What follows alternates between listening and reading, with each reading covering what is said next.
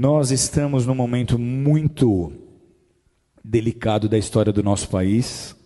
Talvez não haja em nossa história um momento tão preocupante como esse aqui. Nós temos visto, nos últimos anos, o país mergulhando numa crise moral. É uma crise financeira, é uma crise política, mas antes de qualquer coisa, ela é uma crise moral. Você que fez o módulo História da Igreja comigo, você já tem mais fundamento e mais discernimento, porque eu te trouxe informações das raízes da maioria dos partidos de esquerda. Eu não consigo entender líderes evangélicos que se dizem marxistas ou socialistas. Por quê? Eu já contei essa história aqui inúmeras vezes. Eu sou descendente de russos e polacos que fugiram da Revolução Comunista em 1917. O meu avô chegou aqui no Brasil 2 anos antes. Meu bisavô, já crente, correu de lá. Por quê? Porque essa revolução, ela implantou o comunismo em muitas nações, como Polônia, como Ucrânia, como Romênia, entre muitas outras, e simplesmente eliminou, extirpou, extinguiu as religiões onde quer que essas nações estejam sendo dominadas. Eles prenderam pastores e eles mandaram pastores para Sibéria para morrer de frio, para serem torturados e morrerem congelados. O bloco da União Soviética, ele mergulhou numa densa treva espiritual, numa densa escuridão espiritual por 70 anos. Você chega na Rússia hoje e tenta pregar o evangelho, as pessoas não têm ideia nem de que seja Jesus. E essa filosofia é a filosofia que move todos os partidos de esquerda.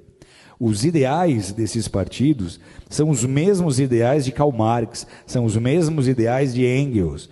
Na loucura das suas ideias revolucionárias, eles começaram a pregar e a ensinar que a desigualdade social que eles deveriam combater começa na família.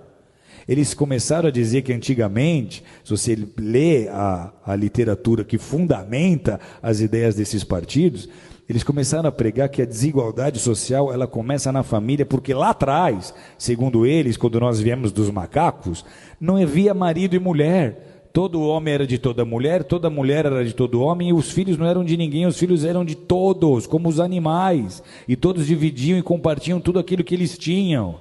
E aí alguns mais espertos resolveram plantar em maior quantidade, ter um gado em maior quantidade para ter uma maior provisão, e para isso eles precisavam de gente trabalhando, e aí eles começaram a tomar mulheres para eles, gerar filhos para colocar como escravo no trabalho. Então eles dizem, a família é a culpada da desigualdade social, e essa é, queira você acreditar nisso ou não, a raiz que movimenta tantas ideias e tantos projetos de lei que tentam sendo aprovados, tentam se aprovar no Brasil, com a intenção de destruir a família tradicional, de destruir a família modelo judaico-cristã. Esses são os partidos, amados, que estão imputando na educação as cartilhas de gênero sexual, como nós temos vendo, de ideologia de gênero. Esses são os partidos que estão apoiando os direitos humanos, como vocês têm visto, que apoia muito o direito do bandido, do assassino, mas não quer saber da vítima. E eles transformaram, nesses anos que estiveram o governo, o Brasil no país que nós somos hoje. Não só mergulhado em crise moral, mas financeira. E por que é importante nós nos posicionarmos agora? Porque de tudo que você já viu, que já veio à tona do que eles fizeram nesses 13 anos, que só comprovou um desgoverno. Porque o compromisso desse bloco não é com a nação brasileira. Eles nem usam a bandeira do Brasil, eles usam bandeiras vermelhas. Por quê? Porque lá em 81, o nosso ex-presidente Lula se juntou com Fidel Castro, eles formaram o Foro de São Paulo. O Foro de São Paulo tinha o ideal, lá em 81, de transformar todas as nações da América Latina em nações socialistas, em nações comunistas, e eles conseguiram então unir essas nações e edificar uma espécie de União Soviética na América Latina. Parecia uma ideia utópica, só que olha a que ponto eles chegaram. Então, para esses grupos e para essas lideranças, o objetivo é transformar o Brasil em parte de um Estado maior, essa América Latina comunista. Eles querem que em todas as nações da nossa América do Sul, da nossa América Central, ocorra o que está acontecendo hoje na Venezuela. E esse seria o caminho se nós não tivéssemos vivido as interrupções que nós vivemos. Por que é um desgoverno? Porque os nossos presidentes passados não governaram com o interesse de beneficiar o Brasil, mas eles usaram dos nossos próprios recursos para construir porto em Cuba, para ajudar países na Bolívia, para ajudar países que têm a mesma mentalidade que eles. Então, se nós permitirmos que um partido qualquer de esquerda, com essa mente e com esse coração, suba ao poder mais uma vez, o Brasil não vai resistir. Vocês estão entendendo o que eu estou dizendo? O Brasil não vai aguentar. Financeiramente vira caos. Vira caos, porque a economia para estar ativa, ela depende de investimento externo. Os investidores não vão botar dinheiro num país em que eles não têm confiança, ok? Então, se sobe um líder de um partido desses e ele tenta botar um bom ministro da Fazenda para tentar convencer os investidores de que tudo vai dar certo, isso não vai funcionar. Vocês estão entendendo ou não? Então, vira caos. A grande preocupação qual é? Se esse governo agora, essas eleições agora, sobe um partido como esse, a crise que nós estamos vivendo, ela é tão séria que a gente teme de verdade até uma revolução, porque vai ser muito fácil as pessoas do centro, oeste, sul e sudeste não aceitarem esse governo.